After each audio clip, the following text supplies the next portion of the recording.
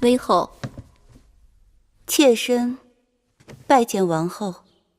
夫人应该说微后才是。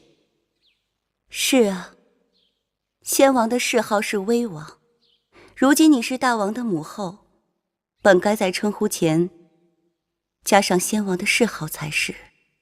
妾身拜见微后。一个女人终于熬到自己称呼前面加上了丈夫的谥号，此生再也没有人压在我头上，再也不用跟人争宠，不必担心失宠，更不必担心有人对我和我儿女的算计，这是何等的痛快！微后所言甚是，你赢了。凭你，也配跟我论输赢？即便如此，妾身仍有一事不明。说，你要取项氏一双儿女的性命，便有了先王托梦要芈月、芈容殉葬之说。妾身不明，你那么恨我，更应该让我先死，又为何偏要留我性命？如此愚钝，还来跟我争斗？如今宫中谁是大王？芈怀。没错，我生的芈怀，让你死如同踩死一只蚂蚁。可惜宫中向来都是死比生容易，我要留下你，让你生不如死，是件极其有趣的事。我让你看着芈月、芈容去死，看着自己苦心积虑经营多年的希望被带到陵墓中去。我要让你在宫中好好活着，之后的每一日都会成为你漫长痛苦的折磨。让你死？不，那太便宜你了。妾身明白了。不，你还是不明白。你我这次的胜负只在毫厘之间，若命运稍有差池，坐在这儿的是你，而伏在脚下求死的是我。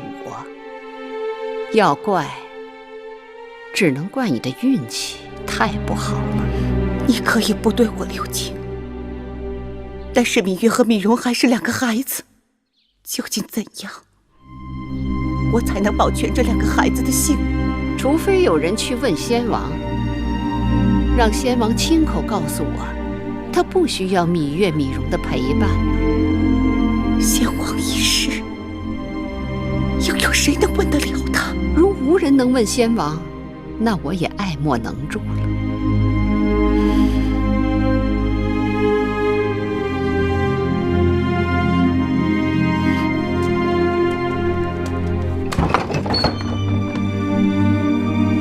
夫人，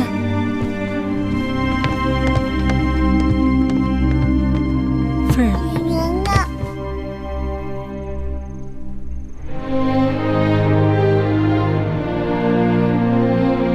放开我！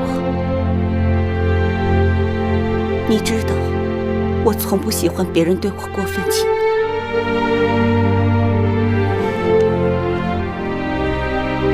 微后说了，除非有人去问先王，先王不要你们陪伴，你们方能不死。这怎么可能？我和弟弟真的要去陪葬吗？的确如此，我不想骗你们，骗也无用。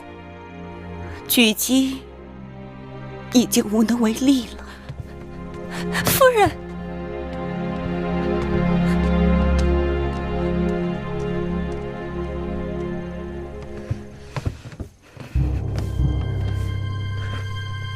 蓉儿不会死。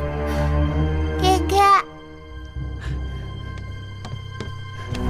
魁姑明日会再去求微后，魁姑愿意替你们去死，求他放过你们。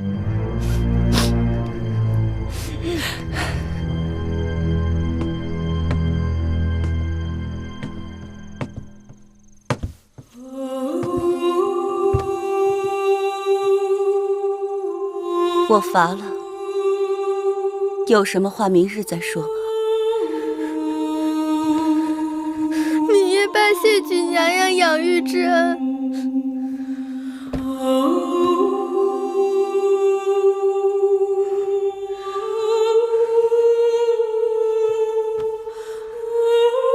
明日月儿和蓉儿走了，便没有这个机会了。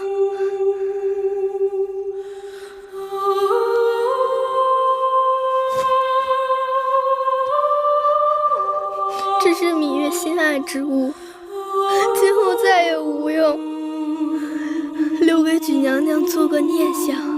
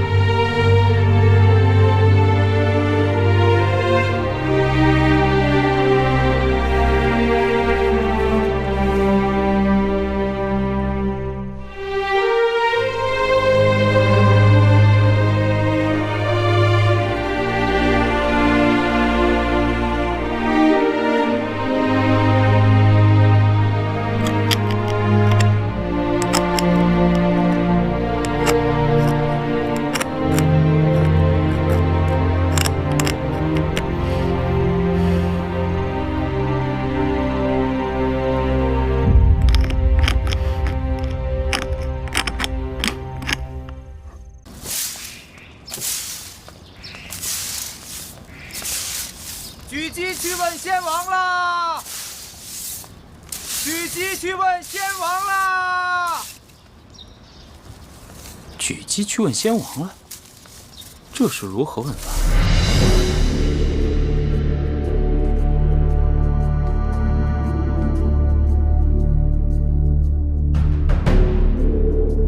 他就是以此白绫自尽的。是。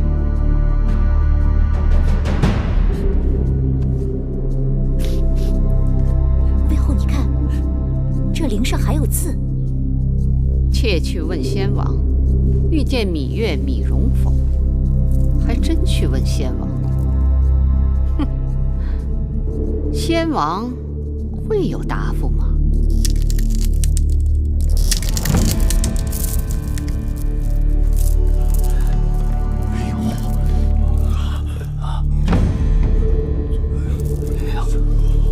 母后，你看，这上面有一个“否”字。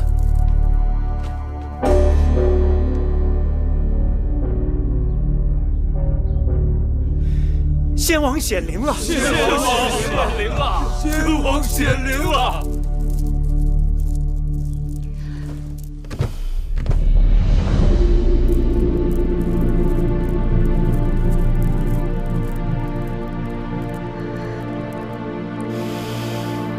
好吧，大王，既然先王心疼你，预留2个辅佐之才，那就把芈月、芈容留下吧。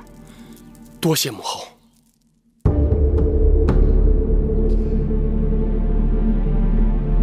你真行。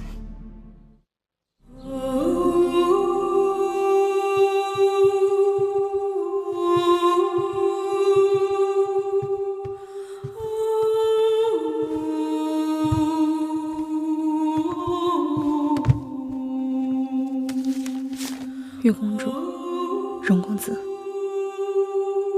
这是举妻留给你们的。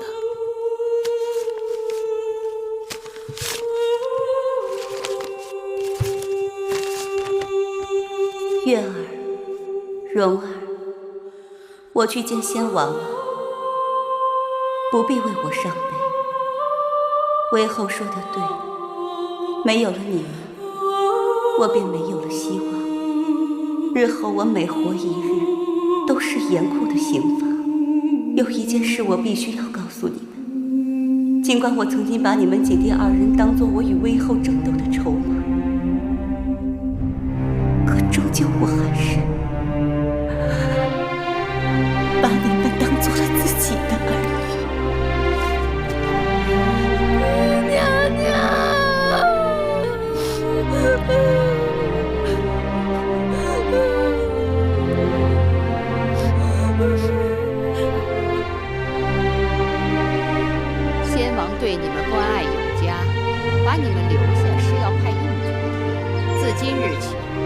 到先王的陵墓去守灵，在那里好好报答先王吧。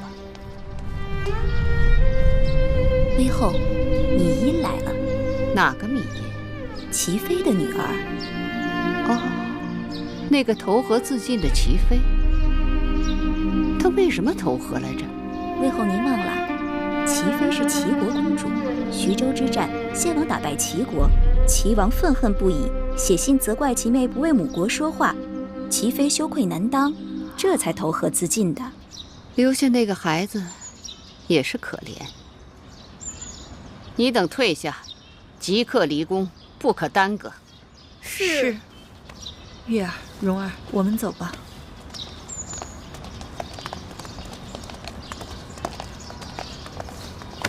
拜见母后。这孩子真是懂事，以后就跟着我与舒儿作伴吧。谢母后。这是举姬族人留下的一处宅子，几日前举姬把小冉接到了这儿，由这位郑伯照顾。他就是我弟弟吗？对，他就是你的另一个弟弟小冉。小冉不哭，我是你姐姐，我会照顾你和蓉儿的。月公主天资颇高，在那陵园人烟稀少，切不可荒废学业。眼下我虽无法帮你们脱困，但我会继续给公主授课的。功课我会让子歇给你们带过去。谢师父教诲之恩。公主保重。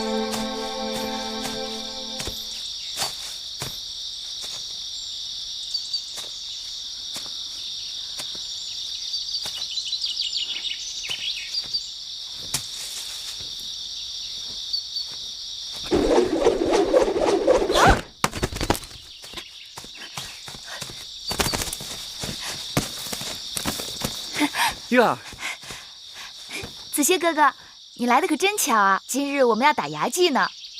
你怎么自己出来狩猎了？是不是内府的人克扣你们东西？稻米、葛麻倒是还按时送来，就是肉食初一、15才有。蓉儿嘴馋的不行。你本该锦衣玉食，却在这粗茶淡饭，还要自己狩猎。锦缎有什么好的呀？一爬树就撕破了，还不如葛衣耐磨。对了，今日你给我带来什么了？我给你带了周礼，一共6篇，这是天官种宰篇。每10日我给你带1卷，之后我就还给夫子，再给你换下1卷。子歇哥哥，你整日给太子做伴读，变得这么懒，我早就告诉过你吧，让你多给我带些书简来，你就是不肯多带。读书百遍，其义自现，不可图快。不许你教训我！好，我不教训月儿，只可惜在这陵园之中为先王守灵，礼乐书数御舍这6礼，除了书跟数有点微末之技，我可以教你外，其他的都学不了。谁说的？我软鞭百发百中，学会了骑马，魁姑还教我弹箜篌、吹排箫。眼下我已经开始学3礼了。你说的那些不过是皮毛，算不得正式6艺。礼不是书，不是谁学会了背书就能了解的。居一气，养一体，只有从小生活在宫里，经过各种的朝圣祭礼，才知道礼是什么。乐是要用耳朵来听，魁姑毕竟只是个女婢，她能教你的只是小技，像云门、大弦、大勺、大夏、大户、大舞这6乐和几百人的那种大舞，你没看过听过，用竹简是学不到的。真烦！你说了这么多，就是想告诉我宫里如何好，这里如何不好，可我偏觉得这里好。嘿，让我来看看这匹宫里来的好马跑得有多快！驾！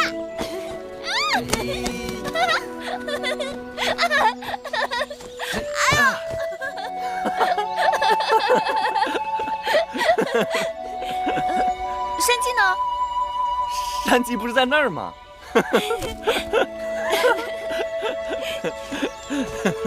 哎呦，月儿，你怎么了？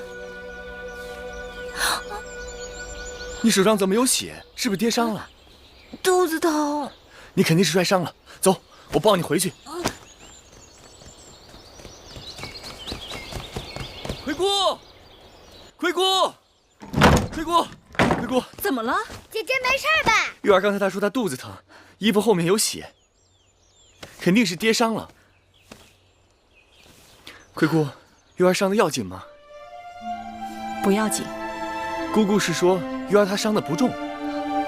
你和蓉儿先出去，我来打理。我也许能搭把手。出去。魁姑，这个忙你们谁都帮不上。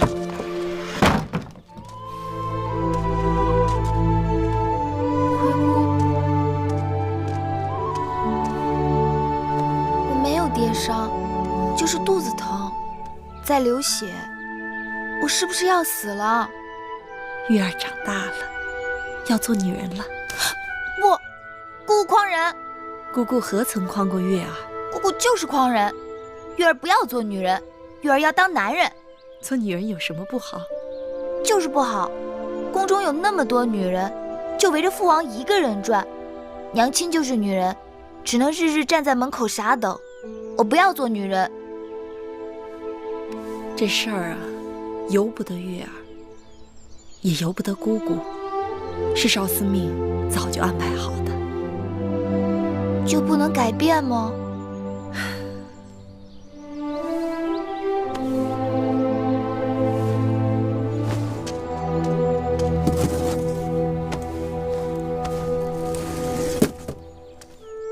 月儿，换套干净的衣服吧。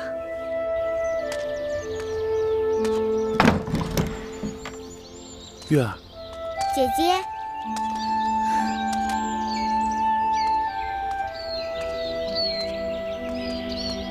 月儿，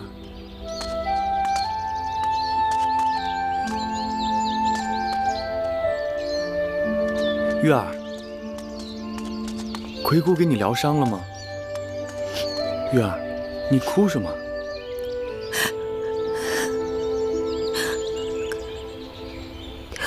魁姑说，这是少司命的安排。少司命。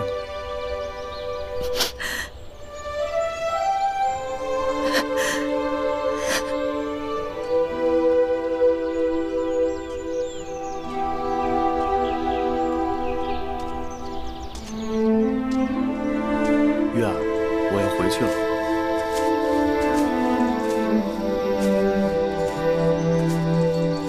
月儿，你快走吧。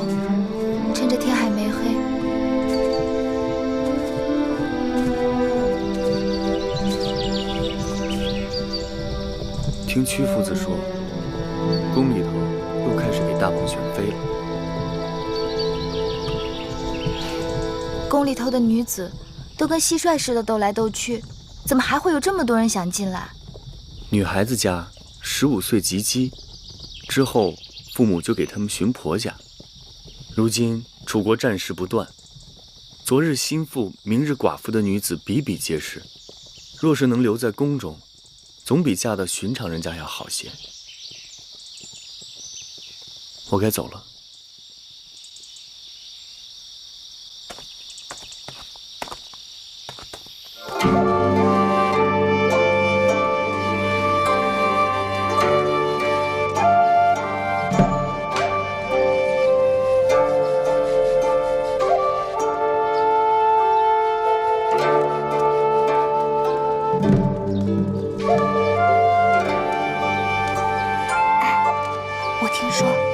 身上有股异味。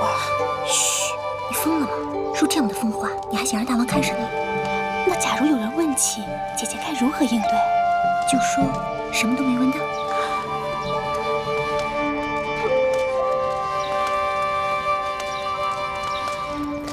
你等退下，后面的上前来。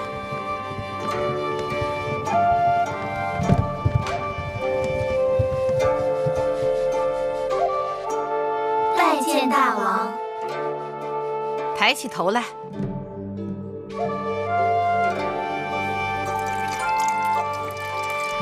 你小女子尚蓉儿，拜见大王。何故离寡人那么远啊？大王神武，小女子敬服。上前来。再上前来。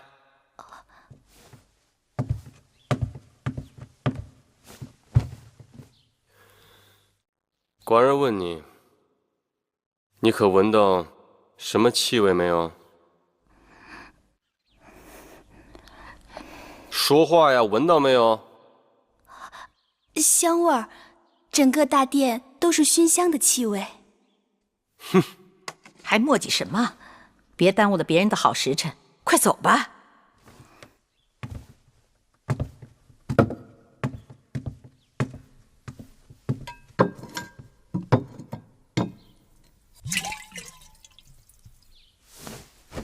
你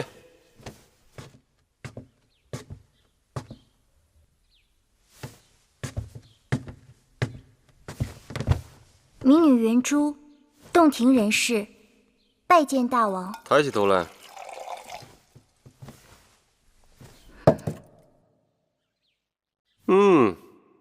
长得果然不错。你老实的告诉寡人，你闻到了寡人身上什么气味没有？寡人身上的气味，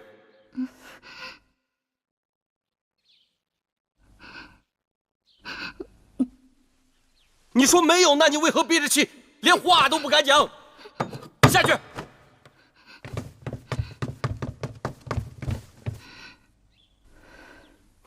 你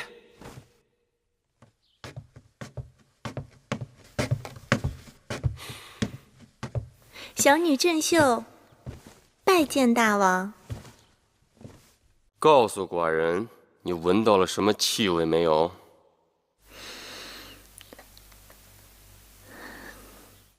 是的，小女子真真切切的闻到一股气味。闻到了什么气味？一种特殊的气味。特殊？一种大王身上独有的气宇轩昂、动人心魄的气味，一种让天下男人都黯然失色的气味。说得好，说得好！来，寡人身边来。是大王。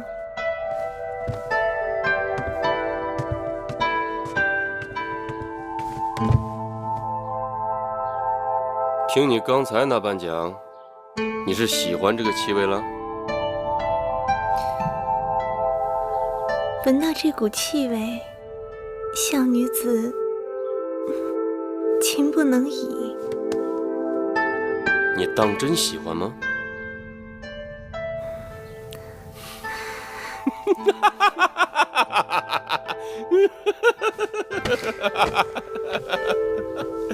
今日寡人见了那么多个，只有你最合寡人的心意。来，寡人赐你杯酒喝。谢大王。来。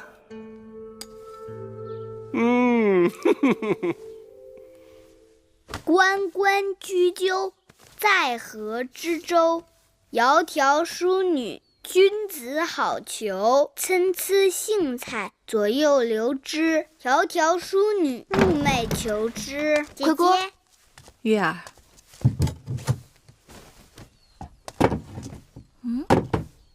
月儿找什么呢？记得葵姑上次把一个陶罐放在哪儿了，月儿想用它插花。哟，我们月儿什么时候也爱上花花草草了呀？葵姑，你看它多好看呢！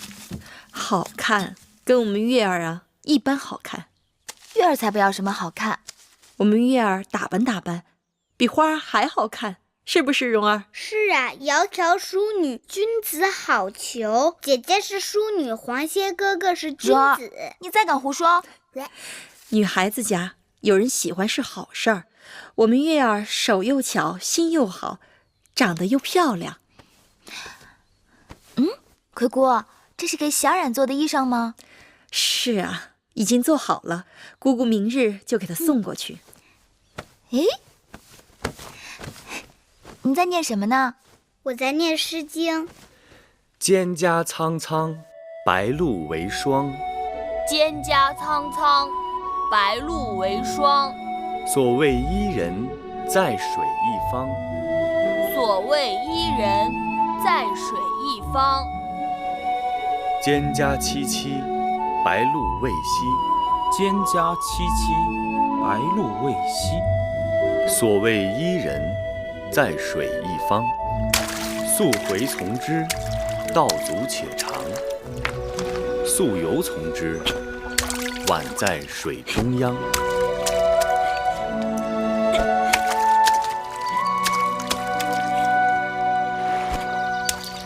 蒹葭萋萋，白露未晞。所谓伊人，在水之湄。子歇，你什么时候来的？刚来。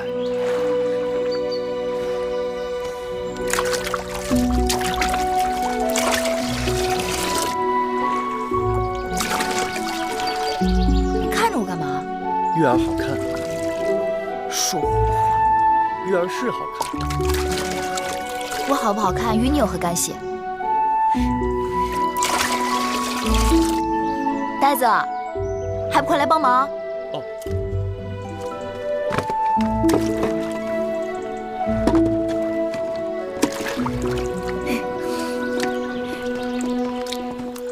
这后日就是寒食节了，听说大王和威后要来给先王扫墓。是啊，宫里头已经把该用的东西都送过来了。那日公子和公主们都要跟过来，人多眼杂，你们最好小心点儿。多谢智姑姑提醒。智姑姑，哎，又来采草药了。是啊。哎，姑姑，前段时间我采了不少金钱草和夏枯草，都晒着呢。姑姑要不要带走啊？改日再拿吧。这山上啊，长着什么草，有什么药，月公主比我都清楚。黄公子也在呢。哎，姑姑。天不早了，我就先回去了。吃完饭再走吧。不吃了。那我送你。好，姑姑慢走。姑姑慢走。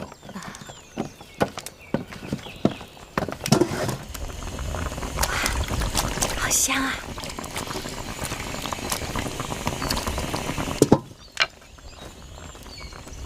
嘿，嘿，笑什么？干嘛呀？你别动。干嘛呀？头上有根草，我帮你拿下来。看，没骗你吧？天都晚了，你怎么还不回去啊？姑姑说了，留我吃晚膳，今日有余。你就那么馋啊？人家黄公子大老远的来给蓉儿授课，该留人家吃饭。姑姑，就那么一条鱼，让他吃了，蓉儿吃什么？我愿意把鱼让给子歇哥哥吃。听见没有？那你就别吃了。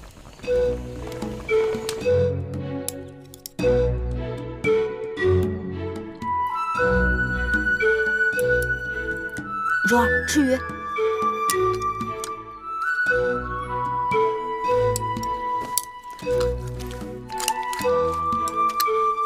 蓉儿，你吃。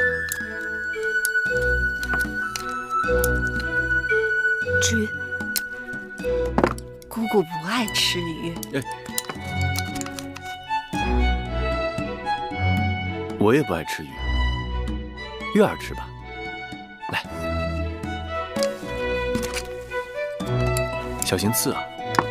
你们都不爱吃鱼，那以后我捕鱼自己吃。我爱吃鱼，那就赶紧吃吧。姑姑吃。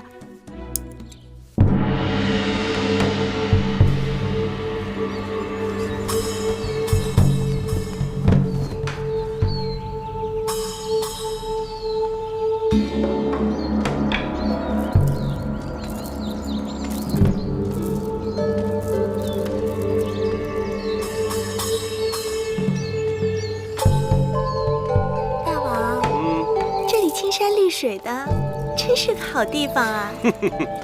青山再好，好不过你秀色可餐。大王，大王，母后何事？今日祭奠先王，要焚香奠酒，礼拜插柳。公子公主们要站到前面，嫔妃要按照位分排到后面去。爱妃，委屈你了。反正这种事情，我也不愿意站到前面去。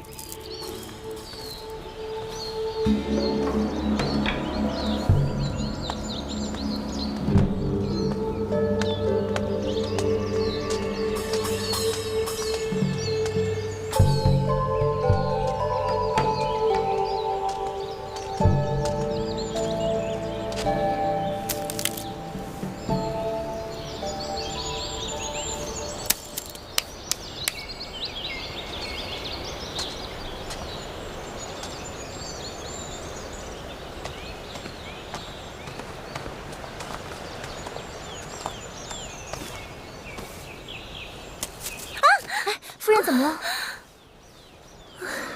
啊，轻点，手都红了。你怎么了？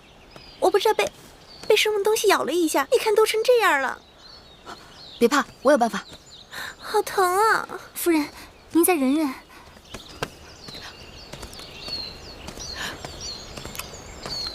哎。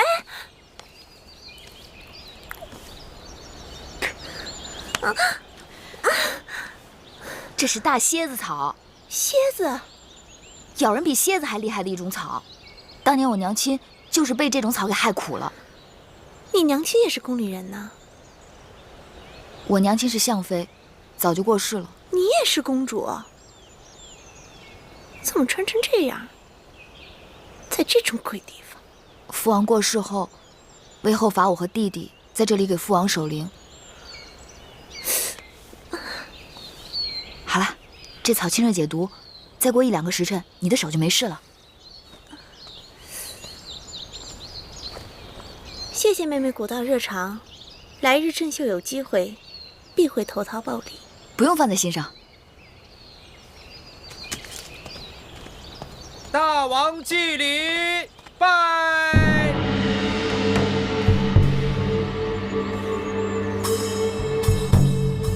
起！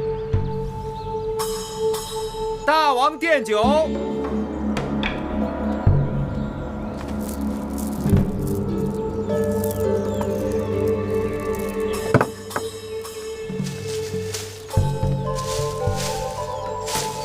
叶妹妹，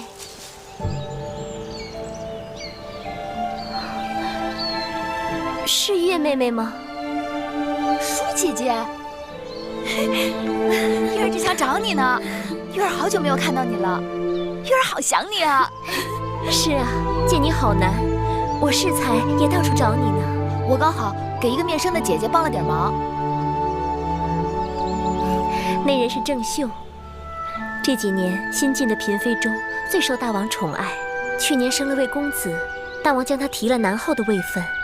不过母后很不喜他。宫中女子，除了你，有谁还能让魏后欢喜呢？宫中的姐妹也就属你最倔强，有的人可会讨母后欢心了。我正在尽力说服母后，让你和米荣回宫。听说屈原大夫也在想办法，你还不赶紧把嘴巴变得甜一点儿？月儿不会变，也不想变。回宫有什么好的？你看这儿，天宽地广的，多自在啊！就算你不想回宫，你也不替米荣着想。米荣已经10岁，他不能总在这陵园守灵啊。你们在这个地方，像庶民一样无声无息，野生野长，诗书礼乐射御全都与你们无缘。将来米荣总要走到人前去的，若是没有封号封地，他成人以后如何安身立命？哼！再拜，起，退，众公子祭灵。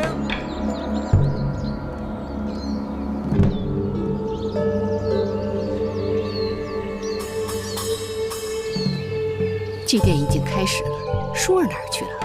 再拜，母后。玉儿是才看到有人硬把舒妹妹给叫走了。何人这样无礼，耽误了祭奠时辰？先王是要怪罪的。母后说的甚是，那人啊，本来就不曾受过教化，不知礼义廉耻。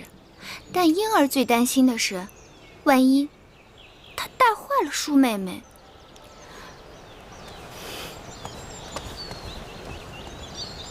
退！你们在这儿有肉吃吗？好大的胆子！母后，韦后，多年未见，没想到你比我想象的还不堪。芈月，不知做错了何事，让魏后震怒，还跟我顶嘴，跪下！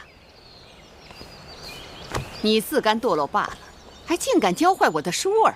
母后，此话从何说起？你可知今日来先王陵园做什么？时辰是已经算好了的，祭奠已经开始。你不在先王那儿尽孝，反而跑到这儿来跟芈月混在一起。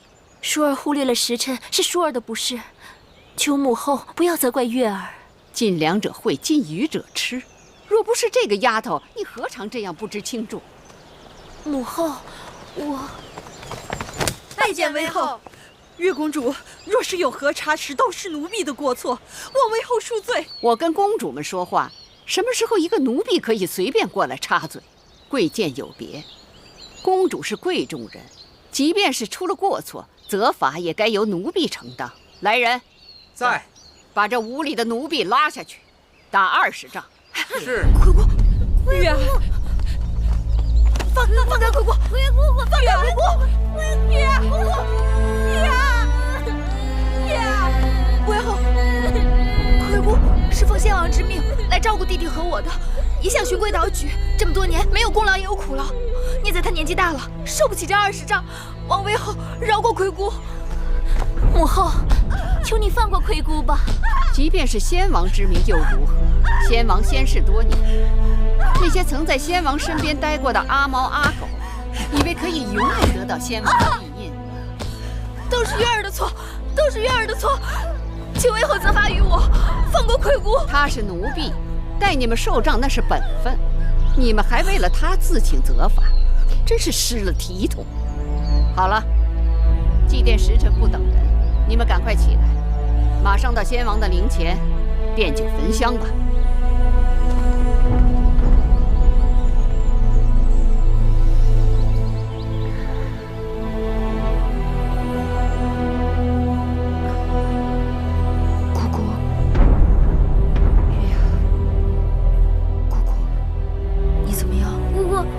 疼吗？放心吧，这20丈急杖之伤不会要了我的命。都怪我不好，连累姑姑挨打。傻孩子，这跟你有何干系？不管有没有理由，他都会给这个下马威，这叫杀威棒。我恨他。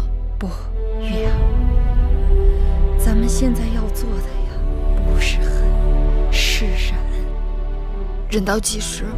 忍到我们回宫。那个女人，姑姑心里清楚，你娘亲和举姬都死在她的手里。她巴不得你们在这儿自生自灭。你们一定要抓住机会，让宗室朝臣们留意到你们还活着。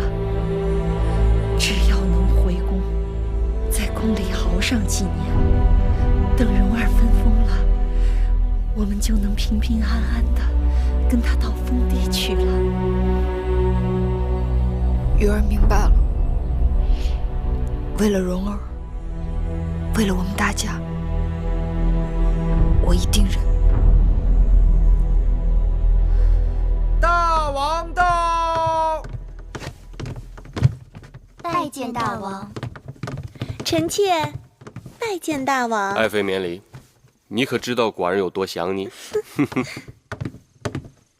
拜见大王。大王累了一天了，臣妾备了点薄酒，给大王解解乏。爱妃不忙。爱妃，你可知道？下去，下去。是。爱妃，自从上次你跟寡人游戏，捉住了寡人，即便是在朝堂之上，只要寡人想起了你，那都是心惊摇曳，难以自持。今夜换寡人来捉你如何？哎呀，大王，大王，你先别急，臣妾有些事情想问问你。快问，快问。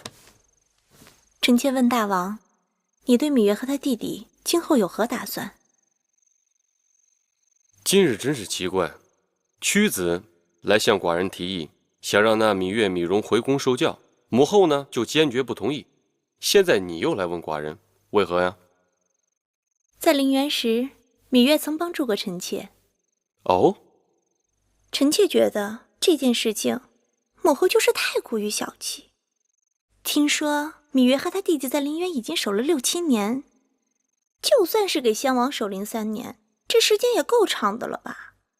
如果大王的骨肉手足长期流落在外，不受6艺之教，太失体统，传出去岂不成为世人的笑柄？爱妃所言极是，那就依爱妃的意思，让他们回来。大王这是答应了？答应了，答应了。大王重情重义，臣妾真是佩服得五体投地。等一会儿寡人捉到了你，自然会让你佩服的五体投地。来来来，给寡人蒙上。大王，你来抓我呀！哎、大王，我在这儿呢。大王，你快来呀！哎，哎，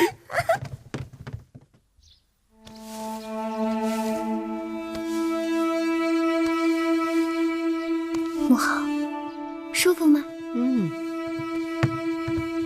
微后，听说大王要让芈月、芈蓉他们回宫了，连屈子都在替他们说话，大王自然是顺水推舟了。那个芈月自小是个害人精，微后可得留意了。母后不用过于担忧，婴儿想将那芈月收进宫里头也好，放在外头太让她逍遥自在了。收进来，再厉害的精怪也不敢在母后面前兴风作浪啊。瞧瞧，这偌大的后宫，属婴儿这张小嘴最会说话。哼。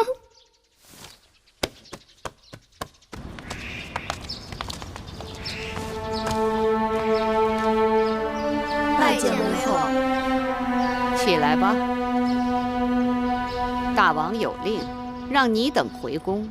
芈蓉由魁姑侍候，入住云梦台；芈月进高堂台，给舒公主作伴。我思量你虽然不通琴棋书画，但粗活应当不错。以后记着，日日把这大殿的台阶给我清洗干净，然后拔草扫院子。再有功夫，就要悉心照顾舒公主的起居，也算是物尽其用。玳瑁，好好训导她，让她懂点规矩。是。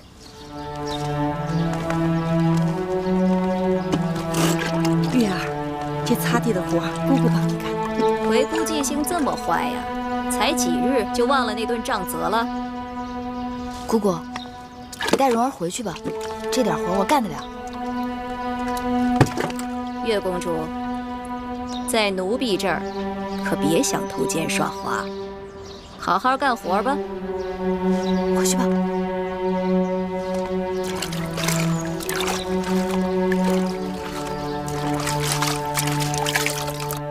魏后，舒公主戴这只金簪如何？那这只呢？好啦，今日习练少司命祭舞，时辰都要到了，戴哪个不一样啊？就它吧，快点儿。随他吧。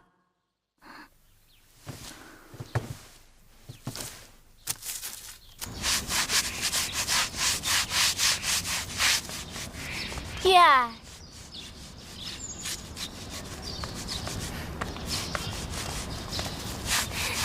月儿，姐姐，快跟我走吧。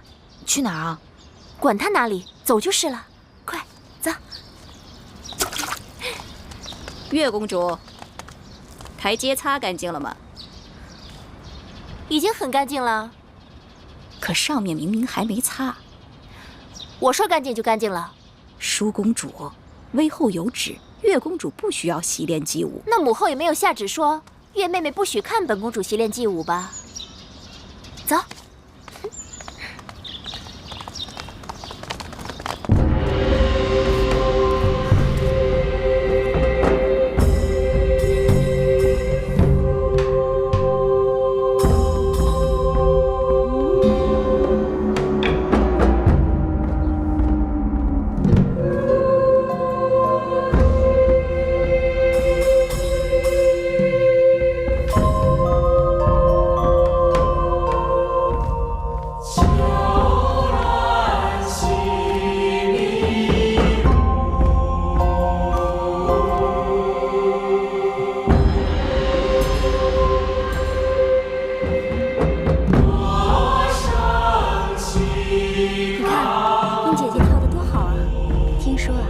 姐姐已经苦练好些日子了。4个月后，大王宫中祭祀大典，要选得当之人献祭，他是志在必得呢。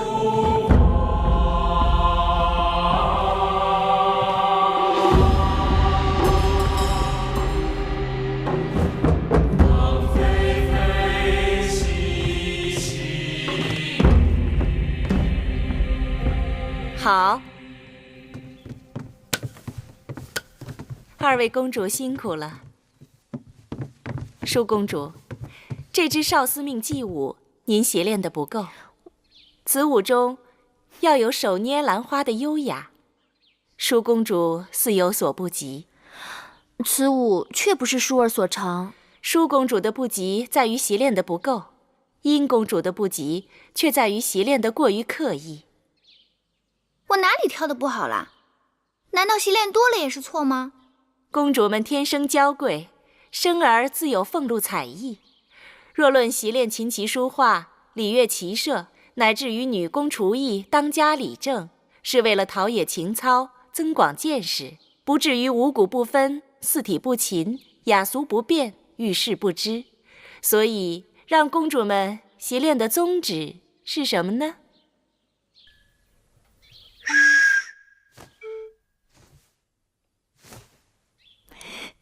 叶儿，他知道。他知道什么呀？诗书都没读过几句。你说。我想，既然让公主们练习琴棋书画，只是为了陶冶情操、增广见识，那宗旨便在于广，而不在于精了。月公主所言极是。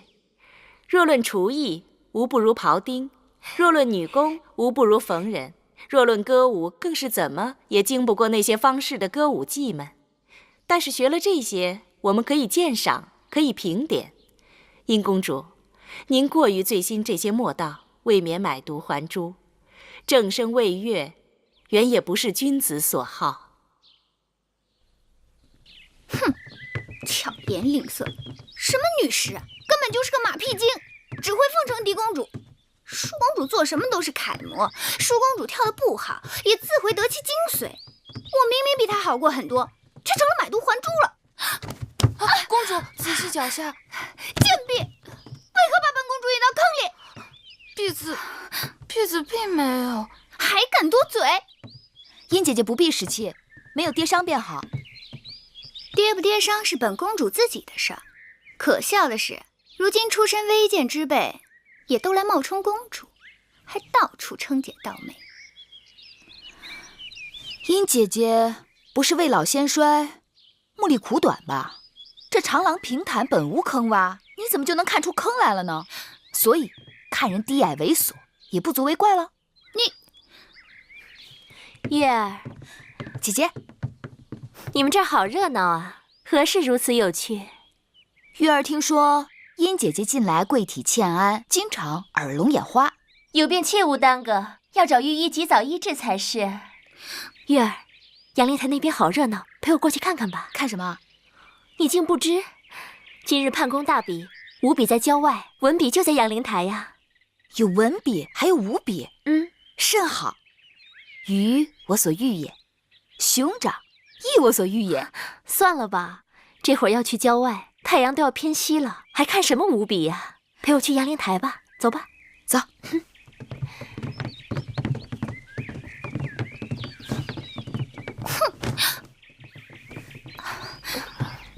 公主，是否即刻回宫？多嘴！我也去杨凌台。你们看，快来啊！是那边吗？就是那边来。好多人呢。是啊，他们都来参加今日的文比啊，个个都是气宇不凡呢。今日啊，真可谓是人才荟萃呢。哎，你们说是不是啊？真是啊！我看看，让一下我看看。那个美少年是谁啊？我知道，那个呀是唐乐。那个就是写章台赋的唐乐呀。听说他和宋玉、景钗三人被称为继屈子之后年轻一代的三大才子呢。是吗？哪个？我看看。舒妹妹，你看，后面那个更是气质不凡。是穿黄衣服那个吗？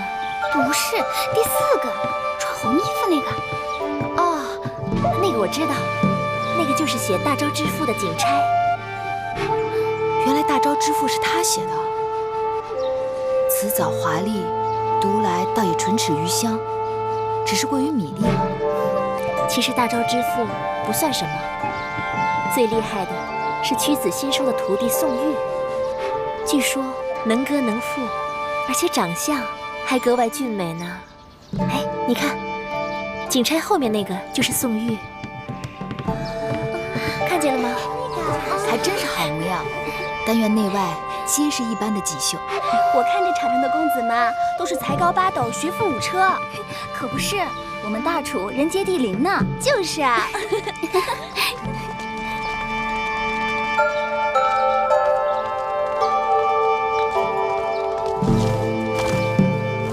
拜见大王，起。这些世子们倒也一个个都玉树临风的。爱妃春心动淫。大王，你拿臣妾打趣。知好色而慕少爱，男女皆是无分彼此。更何况是食色性也，爱妃无需害羞。大王真坏。男后是后宫楷模，理应非礼勿视，非礼勿言。母后教训的是，但臣妾是为宫中的那些公主们做打算呢。此话怎讲？宫中的公主们大多已行家姬之礼，故见君子云胡不喜。只是不知道这里面哪一位才是舒妹妹的君子啊？舒儿的君子怎会在这群人里？舒儿是嫡公主，将来必要嫁给一个国君的。听说这次5国使臣都要到郢都来，就是要跟我们楚国联姻的。大王，今日比文第1场，公子歇对公子乐，题目：不学诗，无以言。刚刚出场的那个世子是谁呀？可是东向而立之人。正是。那是当今才俊黄歇，太子的伴读，众世子中的佼佼者。孔子作诗300，分风雅颂3部，其中国风160篇，是学习各国语言和风俗的起步。行走列国，若是语言不通，以国风诗篇交流已成常例。所以说，不学诗，无以言，便是如此。公子乐所言甚是，只是黄歇有一事不明：既然国风是诗中重中之重，为何列国习诗都先习颂？黄公子越上一车，谈论不错呀。对呀。习诗之所以先习颂，颂乃宗庙之礼。习颂之时，习礼仪，通音乐，做人以礼行天下。然后再是学雅，通晓周天子历代之功业，而知王朝兴废。更要紧的是，雅言是周成所用的语言，也是列国通用的官方语言。此后再学列国之风俗和语言，这便是习国风了。这样便可以点及面，一通百通。今日要论清新俊逸，品貌非凡，非他莫属。月儿适才还说殷姐姐耳聋眼花，此话可见有误啊。舒妹妹，好啦，我只听说黄歇文笔风流，潇洒倜傥，而且不光屈子推崇他，就连宫中的大臣们都很看重他的文采。屈子不在，这赛场上抢风头的尽是他的弟子。他在与不在有何区别？屈子游历五国，正在到处游说诸侯们搞合纵的。现在楚国里没有人比他的风头更劲了。依黄公子之言，这风雅颂的次第应该为颂在前，雅为后，风更次之。错，风以感发人之良心也。人心正而后有正论，风在前，雅在后。朋友正而后君臣正，故大雅次小雅；君德正而后成功，故颂次大雅。所以诗300篇中，雅颂皆起于风而次于风。哎呀，黄公子真是有学问啊！是有学问呀。果然，百闻不如一见。今日比文，高手如云。月儿，依你之见，今日花落谁家啊？我不知道。黄公子人中翘楚，因而看，今日赢者，非他莫属。你那么稀罕他，我怎么就没觉出他的好呢？黄公子言之有理，但在下仍有一事不明：这从古至今，学子们为诗言志还是诗言情而争论不休，不知黄公子有何高见？在心为志，发言为诗。情动于中而行于言，言不足故嗟叹之。情即为志，志即为情，情志不可分家。受教。太厉害了，真厉害！黄公子果然学识渊博。就是呀。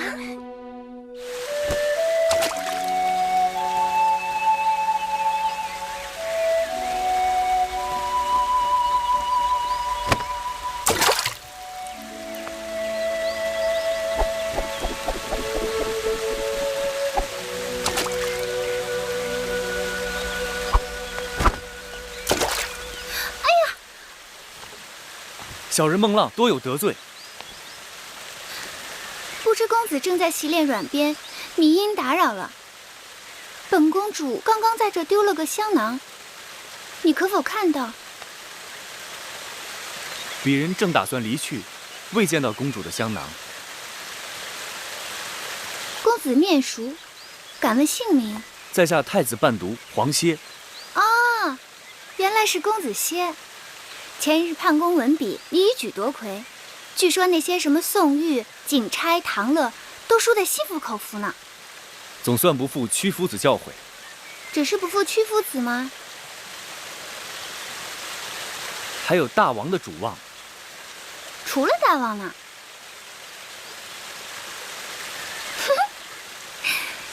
你也算没有辜负本公主的厚望。赛前我曾与人打赌，说你必赢。承蒙公主教诲。殷公主，殷公主，公主让婢子好找啊！我又没聋，叫活似的喊我做什么？本公主的香囊丢了，你快去别处寻寻。是这个吗？公主，您不是一直让婢子帮您拿着吗？皇歇先告辞了。哎，哼，真是个呆子！公主，您是在训斥灵儿吗？你也配！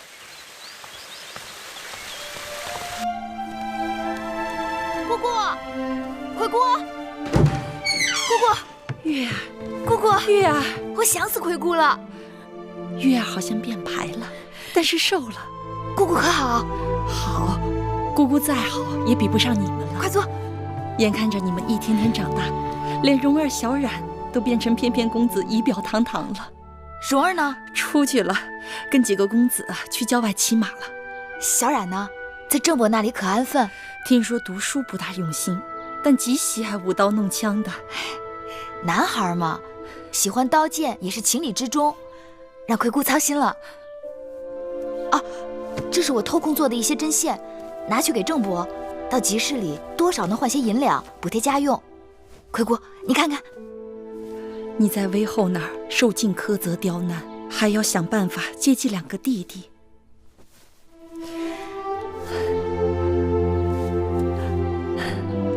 月儿这针线是越做越好了。姑姑，你的眼睛怎么了？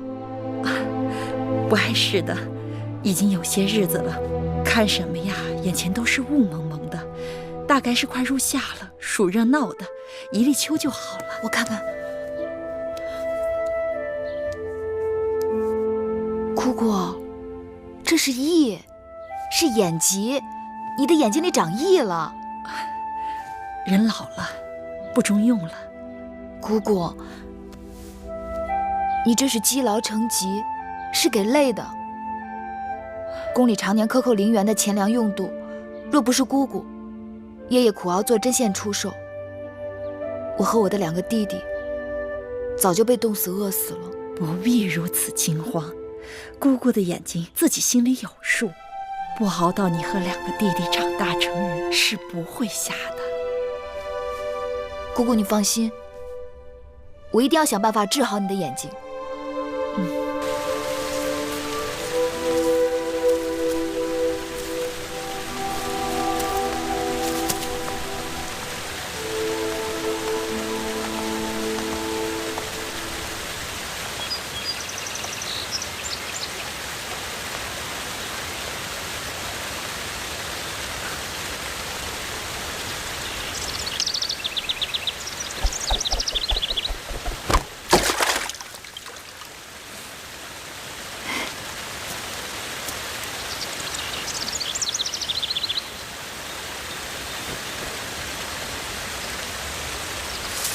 几日不见，公子用鞭抛石的技艺又有所精进。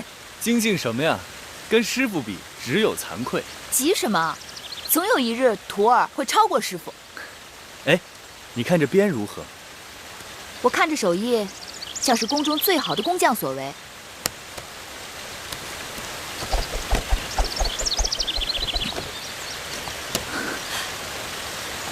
男儿所用的大鞭都较为粗壮。这条鞭子看起来似乎略轻巧了些。轻巧了吗？那正好送给月儿用。月儿挥鞭如流星闪过，此鞭就叫流星鞭吧。男子持鞭也有大小长短之分，大的强悍，小的轻便。公子这支鞭做随身之物也很好啊。那这样吧，月儿替我先存放几日，如何？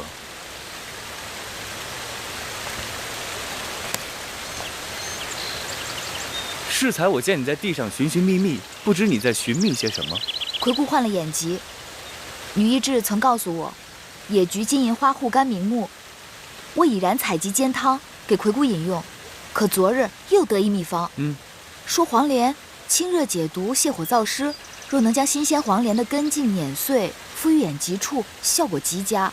可我寻遍宫内外，却找不到一株黄连。楚国虽产黄连，可是都长在高山峻岭之处。若要在这隐都寻到一株黄连，恐怕是难了。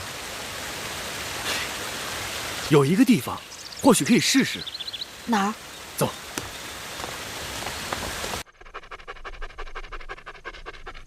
你老牵着他干什么呀？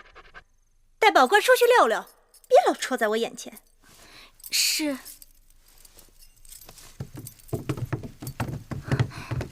夫人，怎么样？打听到了吗？大王去哪儿了？大王在魏后那里用的晚膳，原本要来咱们兰桂台的，但魏后说赵姬怀孕，多日不适，硬是逼着大王去了赵姬处。昨日大王就去了赵姬处，今日又去，也不知道魏后收了赵姬那个小贱人多少好处孝敬，天天袒护他，处处与我作对。去，差人告诉大王说公子兰病了，我看他来不来。是。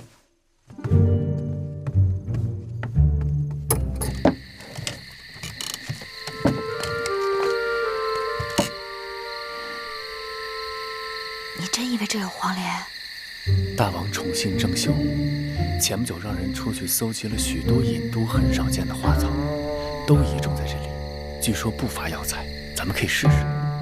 去看看。走。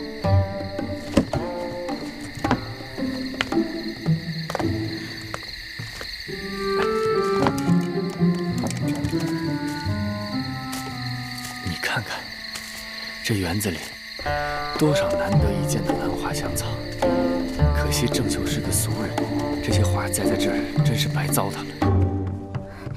夫人，魏后来了。怎么搞的？大王没来，他却来了。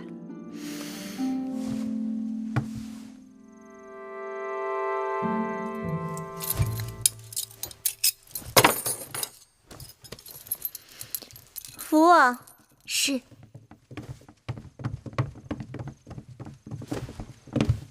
拜见魏后。拜见魏后。我听说公子兰病了，难道南后也病了？南后连日照顾公子，衣不解带，目不交睫，心力交瘁。身为后宫嫔妃，就算儿女有疾，也要衣着鲜洁整齐，不可任意放纵，不顾妇容。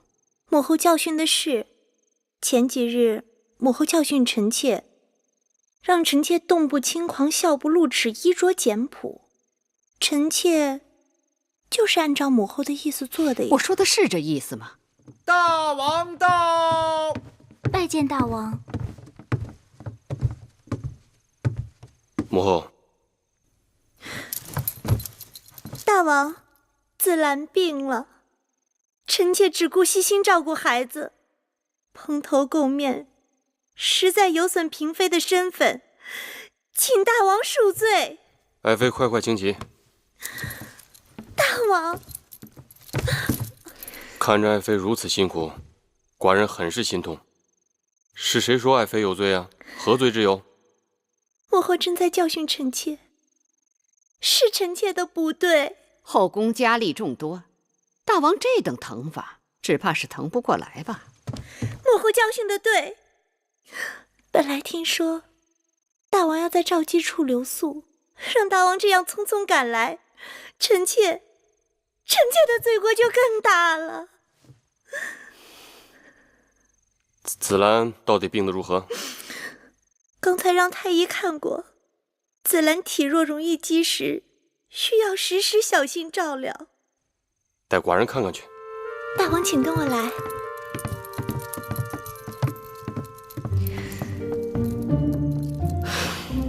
瞧，水会五味子，它浑身是宝，能祛风活脉，调气止痛，清肝明目，果子成熟后还香甜无比。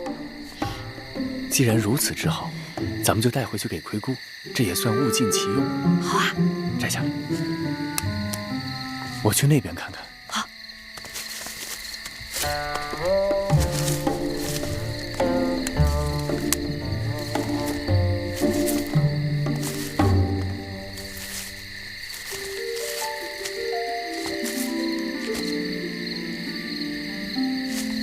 月儿，快来！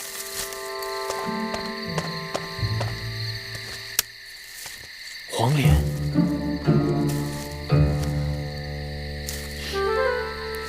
这叫梨，也叫野灰菜，可以做汤，可以烹菜。尽管它的叶子和黄连极为相像，但味道却是很鲜美的。月儿知道的真多。也许今日咱们白来了。再找找。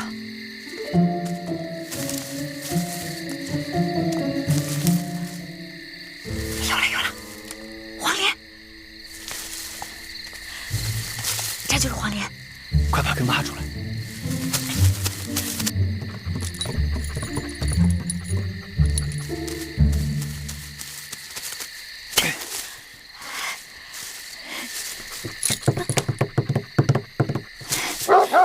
什么人？侍卫！侍卫！来人呐！快走，快跑！我有软鞭，打他一刀，不是难事儿。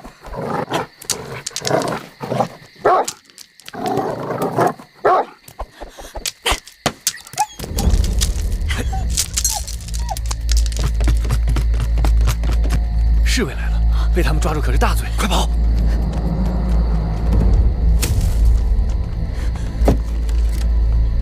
小心点，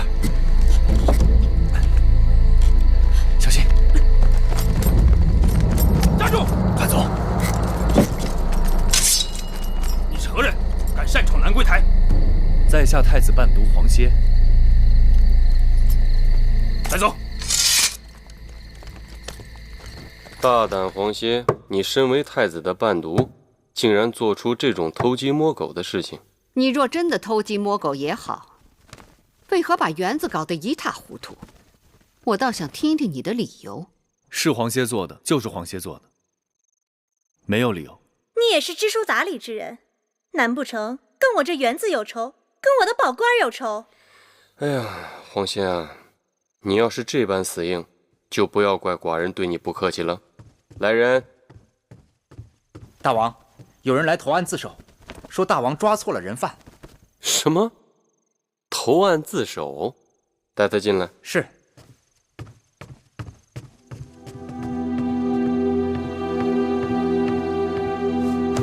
月儿，你来做什么？今晚发生的一切，都是芈月所为。望大王威后、南后，责罚芈月，不要错怪黄公子。不要听芈月胡说，此事是黄歇一人所为，与芈月无关。狗是我打的，花草是我踩烂的，你是一边看热闹的。侍卫抓住的是我，谁看见你做了？好了，我心里有数了。黄公子是出了名的谦谦君子，将这糟蹋花草、打狗之事由他一人承揽，说什么我都不信。芈月向来刁蛮无理，这倒是像他的做派。这件事情既然已经有人招供，也算是有了眉目。至于怎么处置，芈月是罪魁祸首，从陵园回宫才多少时日，就将后宫搅得鸡犬不宁。大王要以一警百，严惩不贷，以免他带坏了后宫的公子公主们。至于那黄歇受人蛊惑，不懂礼法，也该给他点教训。母后所言极是。大王，敢问大王，这兰桂台是何人的寝宫啊？爱妃，你是说笑呢？这兰桂台自然是爱妃你的寝宫啊。那大王为什么不问问臣妾，该如何处置闯入自己寝宫的人呢？好，好，好，那我倒要问问，你想要如何处罚这闯入你寝宫的人呢？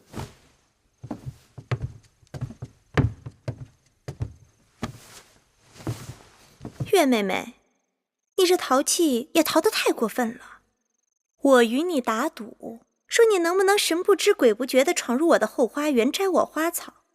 我说不信，你不仅动真格的，还找来黄公子做帮手。然后你闯了这么大的祸，看我怎么罚你。芈月任性不懂事，任凭南后姐姐打骂。大王，你看看你这妹妹，娇嫩的跟朵花似的，我哪舍得打她骂她呀？你呀你，你俩怎么还不起来？真打算在我这跪一夜呀？此事不能就这么了结了，以后后宫还有没有规矩王法了？母后，这都是自家人，这规矩王法不都是大王一句话吗？大王，你得给臣妾做主，我要芈月和黄公子给我的宝官赔不是。好好好，那个芈月、黄歇，一会儿给宝官赔不是。大王，大王，这园子是爱妃的，宝官也是爱妃的，您说这事儿该如何了啊？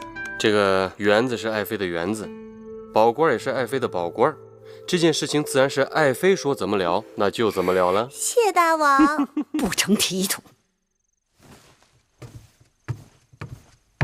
外面天黑路滑，请母后慢走。哎呀，你这个蜜罐子！你们俩还杵在这儿干什么？还不赶紧下去？谢大王。谢大王。谢谢大王。那我倒要看看，你要怎么谢我呢？等我。你怎么又回来了？你怎么没出去啊？站住！你俩与我说实话，这黑灯瞎火的，到我的园子里究竟干什么来了？芈月有一至亲病了，需要一味草药，正巧这草药长在了南后的园子里。哼，又是草药！你芈月真当自己是扁鹊在世呢？南后宽宏大量，我才不宽宏大量呢！我只是做了自己想做的事情。幸亏我的宝官生得不重，否则你们……谢南后。谢南后。你俩给我记住了，今日之后，你们可是欠着我的，自求多福吧。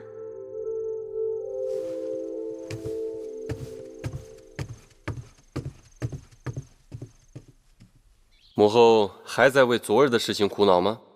区区小事就不要再生气了。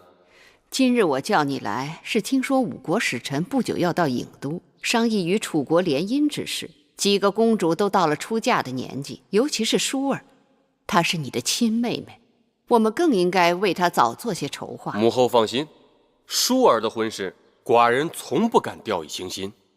舒儿是我大楚的嫡公主，在寡人看来，想觅得佳婿并不难。在这几国当中，韩国的韩侯已婚，齐国齐王年老而齐太子尚幼，都不合适。或许燕国的太子哙、魏国的太子赤，还有赵国的赵侯雍，可以斟酌取舍。燕国太远且暗弱，魏国在走下坡路，而且求婚的是太子，都不如直接嫁给诸侯王最为有利。说起来，赵侯雍是最好的备选。他15岁继位，如今20多岁，且赵国都城邯郸又是出了名的繁华绮丽。寡人也听闻，这个赵侯雍胸怀大志，才智惊人，在列国当中倾慕他的公主不在少数。当然，他们要想与舒儿比，那就是烛火之光与日月争辉了。再者说，列国之中，我楚国最强。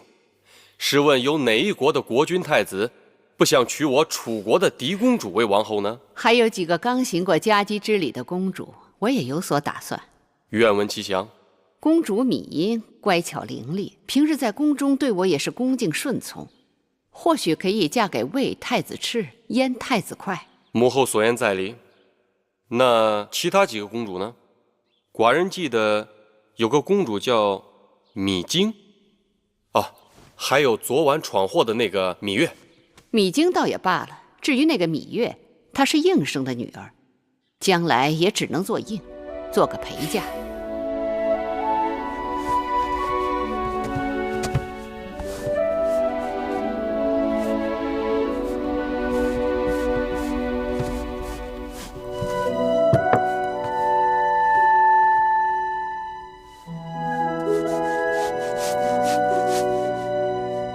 琴儿，去外面把月儿给我叫进来。是，月儿，快来。你看，为何你绣的香草呼之欲出，能引来蝴蝶？可是我绣的花儿垂头丧气，愁苦不堪，气死人了。天下哪有长在丝绢上的花朵？若想绣花，先与花作伴。舒姐姐该多在园子里走走，心里沾上了花草的灵气，绣在丝绢上又有何难处？可是母后最不喜欢我出去了，哪像你10条绳子都拘不住你。哎，昨日晚上我去你房中找你，你房中无人，偷偷溜到哪儿去了？自然不会告诉你。不告诉我算了。